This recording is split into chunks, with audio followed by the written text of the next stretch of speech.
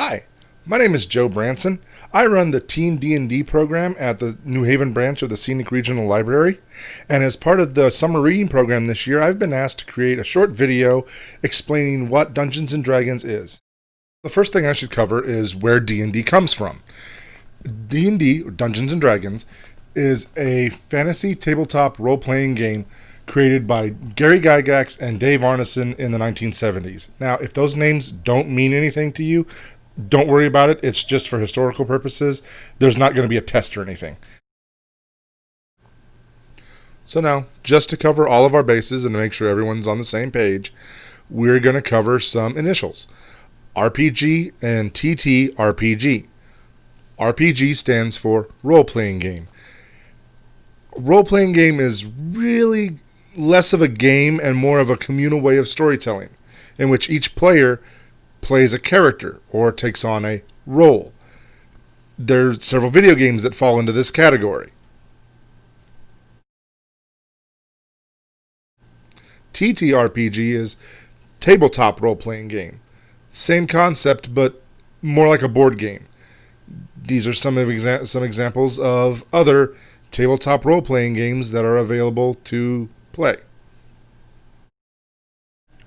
Dungeons & Dragons falls under both of these classifications because it was one of the first role-playing games ever created. It's also a tabletop game because it's played around a table with friends. However, thanks to technological improvements, you can play on what's called a virtual tabletop over a computer, over the internet, and play with people around the world. Earlier, I compared a tabletop role-playing game to a board game, where Sorry has a game that you bounce around the board, or like Monopoly does, the tabletop role-playing games get a little bit more elaborate in their maps. I wanted to show you guys some examples, which is what you're seeing now. I want to stress that use what you have.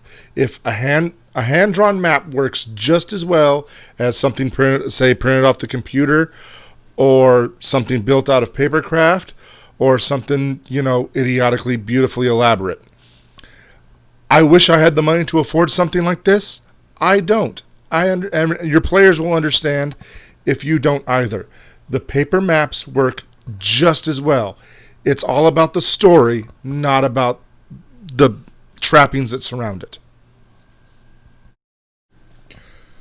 So far, I've made several comparisons to Dungeons & Dragons being like a board game or just storytelling, but I'm finally going to explain what Dungeons & Dragons is all about. I'm going to use one of my most favorite sayings when people want a quick explanation of what the game actually is. This is what I always tell them. It's playing pretend with rules and math.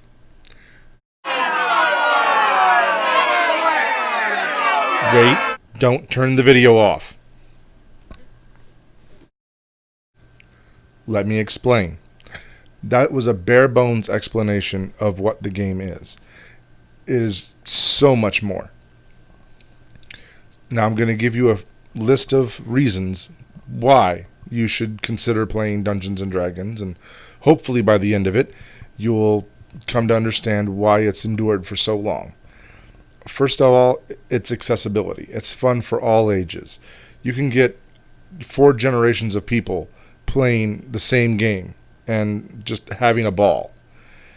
It can inspire confidence in people. You can discover facets of your personality that you didn't even know existed. I mean, how would you have known you were a natural leader until you fought against a giant red dragon in a cave and led your group to victory? It presents unique challenges, like fighting a giant red dragon in a cave with all of your friends. Teaches critical thinking. In this world, your actions have consequences. If you anger the king, you might get thrown out of his kingdom, and then you can't get the rare crystal that you need to not have to fight the red dragon in the cave. It's a great team building exercise. You and 3 other people are working together to tell a magnificent fantasy epic story. full of dragons. Hopefully not in caves. Speaking of being a team building exercise, it encourages cooperation and teamwork. Because if, you're in a cave with a dragon and one of your party decides to go and start stealing gold instead of trying to slay the dragon, well, then you're all in a lot of trouble. It promotes problem-solving skills and outside-the-box thinking, like using a red dragon for examples in a list about things to do in Dungeons and Dragons. Now, while all of my points are valid, I want to stress that there are much more to the game than red dragons in caves. Black dragons live in swamps. But all joking aside, a perfect example of how open and varied the game can be is in your character options. You choose your race and you choose your class, and from there you have limitless opportunities to build an epic, amazing, strong, powerful character that I remember my first character that I ever made. They stick with you, they become a part of you, and it's an amazing thing. Each race and class have different bonuses and attributes that you can apply and get different abilities. And as varied and as different as all of the characters and races can be, the worlds in which these characters exist can be just as different and exotic and wondrous and amazing. You can create your own, or for those who may not want to tackle such a monumental task, at least at first, there exists pre-made adventures that you can play through that expand your world and give you adventures to go on until you're ready to create your own amazing stories. So, hopefully by now, all the pretty pictures have drawn you in and gotten you interested, and my rambling hasn't chased you away, and you feel you're ready to start playing Dungeons and Dragons. So what are you going to need to play? There's 2 different lists for the 2 different types of player involved in every session of Dungeons and Dragons. There's the Dungeon Master, who acts as the storyteller, the director, the referee. He runs the show. Then there's just the other players at the table, who are the characters, the actors. And they take what the Dungeon Master tells them, such as setting the scene, telling them what they see, what they hear, what they feel physically, not emotionally, and react as their character. The first thing either a DM or a player needs is a set of gaming dice. You can find these at any local game store, or you can special order them off the internet. They're a set of 7 multi-sided dice, starting from the ones that everyone's familiar with, the 6-sided ones like in Monopoly, all the way up to a 20-sided die. The dice add a sense of randomness to your decision making. Whatever decision your character makes, you roll a die and find out if you succeeded or failed, and how badly or good any of those decisions. The next thing the player needs is a character sheet. This sheet acts as a record for all the important information about your character. Name, race, class, height, weight, eye color, what equipment you're carrying, what your personality tends to veer towards, so you know how to make decisions as your character, your spells, your weapons, armor. Everything and anything about your character is included on this sheet. Most of the time, DMs, Dungeon Masters, will hand these out to their players. If that's not the case, you can find them online. I'll be providing links at the end of this to explore for both players and Dungeon Masters as resources and easier explanations for all the content in this video. And don't be intimidated by the character sheet.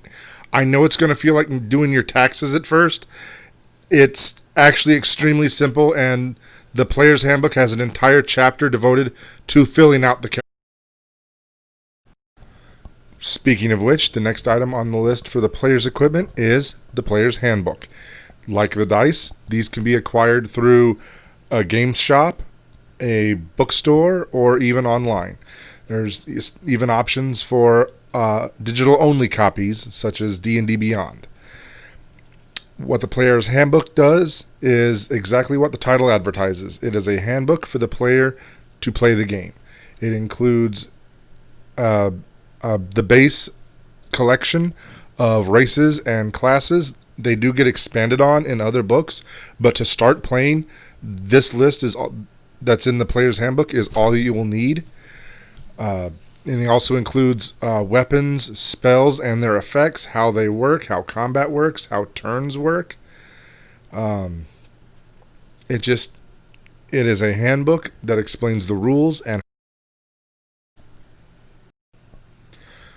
that's really as much equipment as a player needs.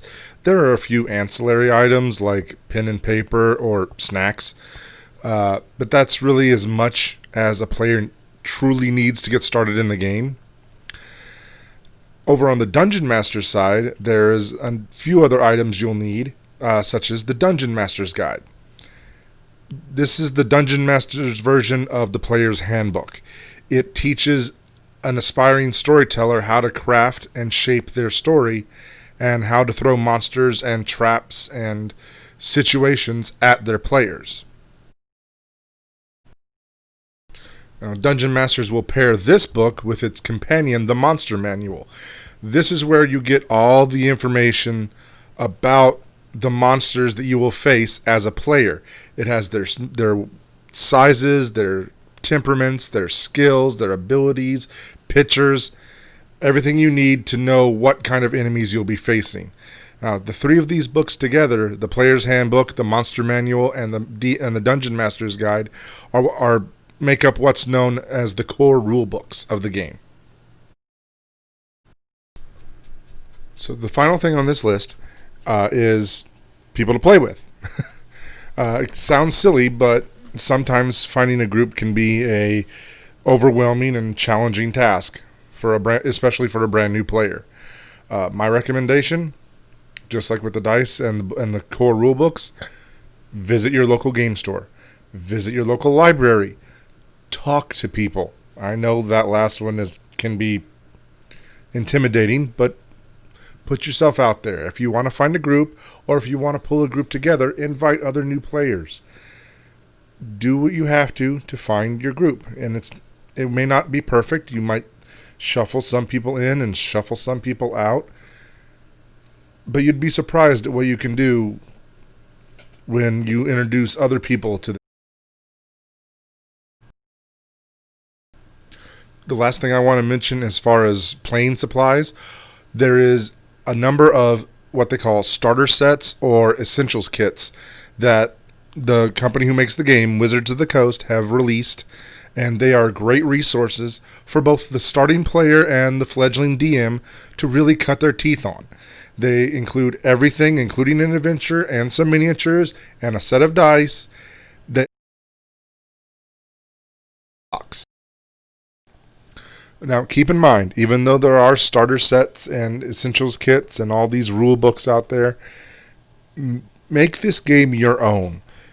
Do what you want to do. Make your character the way you want it. Make your world the way you want it. The rules are really just there to guide you. If there's a rule that your players and your dungeon master don't like, have a discussion, and you don't have to abide by that rule. Everything is pretty open and fluid as far as this system goes. And within the framework of the game, you can create just about any kind of character you can think of. The list of characters on the screen, I can personally attest to either having played or having been in the same group as someone playing each one of those characters. So remember, there is no wrong way to play Dungeons and Dragons. Every group will play it differently, and don't hold yourself to anyone else's standards. But the most important thing to remember, no matter if you're a veteran player or fresh out of the box, it's a game. Just have fun. Sit around the table and play a game with your friends, with your family, with people you've barely met. And soon you'll be swapping war stories and comparing characters with random people who just find out you play Dungeons and Dragons. It's a worldwide phenomenon for a good reason. So go forth. Have fun.